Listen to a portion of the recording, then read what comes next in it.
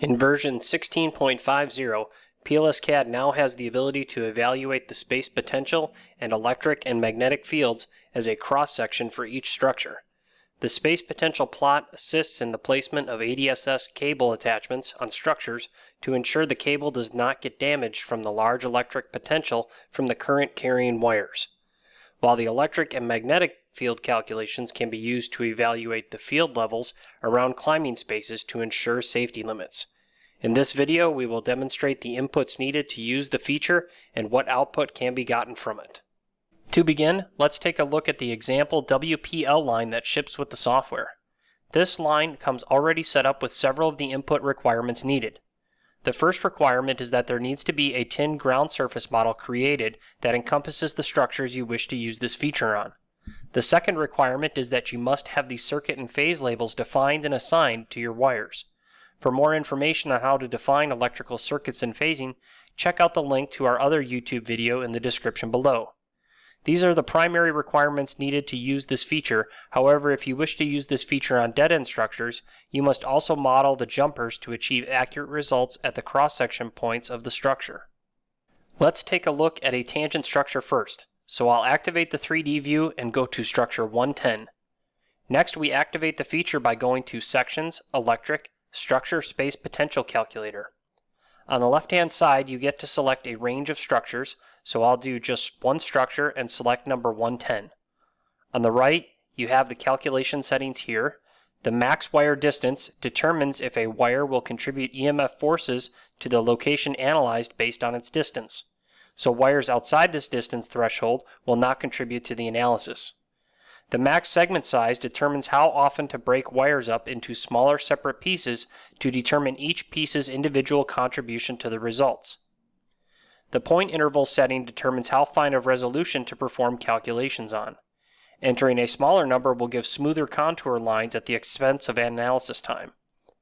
The default values are recommended for most scenarios, and alternating these values could increase the analysis time needed. The overvoltage setting here allows you to input a percentage of overvoltage. Typical values may be along the lines of 5 to 10%. The checkbox here to include structure members will take into account elements modeled in PLS pole or tower as being grounded objects. Pls-Cadd does this by assuming each structural element in the model is a metallic cylinder. Here you can enter your field limits, which will show any contour lines above these thresholds in red, and then other colors as the fields weaken. When you click the Calculate button, you will see a text report with graphical cross-section views showing one of the space potential, one of the electric field, and another for the magnetic field. These options here are for allowing markers to be drawn in the 3D view of Pls-Cadd. And to avoid confusion, you can only draw markers for one of the three options, but the text report will show you all three.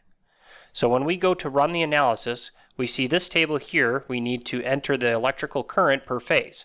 So we will enter 1000 amps for both circuits, for example. The shield wire and ground wires, we will leave those empty and click OK. It takes just a moment to calculate the wire positions and the charge densities on all of the individual wire pieces. This video isn't sped up in any way, so you can see how long a typical analysis takes for a single structure using the default settings.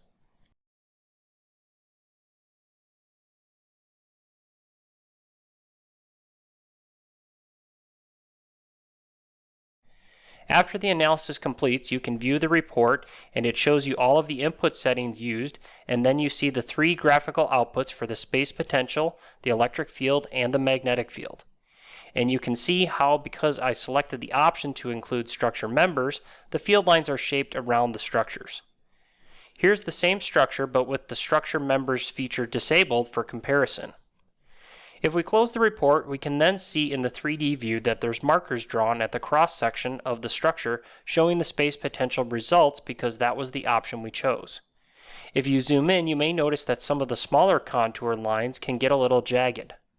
Well, if you rerun the report, you can drop the point interval down to a smaller value, like 0.33 feet, and it will take a little longer to run, but the end results will show smoother lines for the smaller contours. Let's now run the feature again, but this time for a dead-end structure, and we'll choose a unique transposition structure like number 92.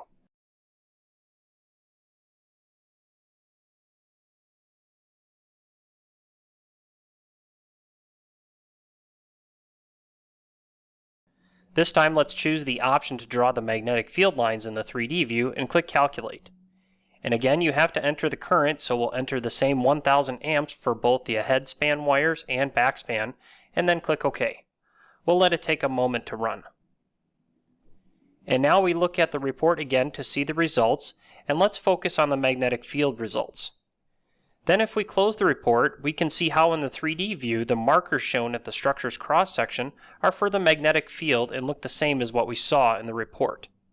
And since these are markers, we can clear them out easily at any time by pressing the F5 key. We hope that you find this feature helpful in your future ADSS and EMF related projects. Thank you for watching.